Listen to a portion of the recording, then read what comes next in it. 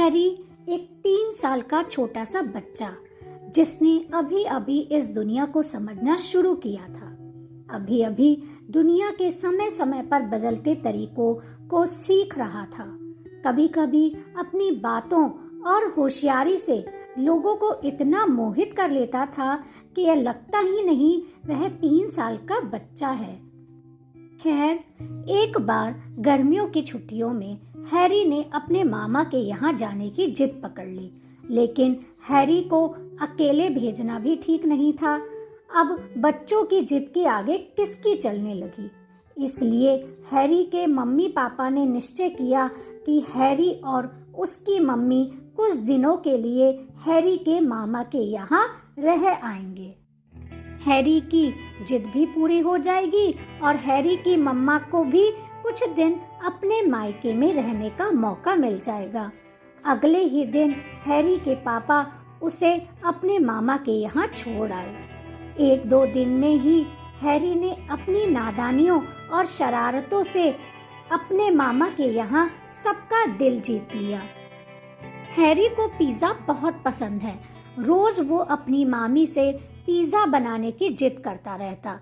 एक शाम मामी जी ने हैरी की यह जिद भी पूरी कर दी। पिज्जा देखते ही हैरी ऐसे उछल के नाचने लगा जैसे पहली बार पिज्जा देखा हो। पिज्जा के 3 टुकड़े लेकर वह बालकनी में जाकर बैठ गया और बाहर देखते हुए खाने लगा। इसी बीच नीचे रहने वाले शर्मा जी का तीसरे माले पर रहने वाले मेहता जी के साथ पार्किंग को लेकर झगड़ा हो गया। बाहर से जोर जोर से बहस की आवाजें आने लगी। हालांकि दोनों लगभग 50 बरस के होंगे, लेकिन फिर भी जोर जोर से एक दूसरे को देख लेंगे की धमकियां देने लगे। हैरी कुछ देर तो बालकनी में बैठा उनको झगड़ते हुए देखता रहा, लेकिन कुछ देर बाद ही अचानक अपनी प्लेट लेकर नीचे पहुंच गया और बोला, बच्चों की तरह झगड़ा करते हो, अब झगड़ा बंद करो और मैं आपके लिए पिज्जा लाया हूँ, इसे खाकर दोस्ती कर लो।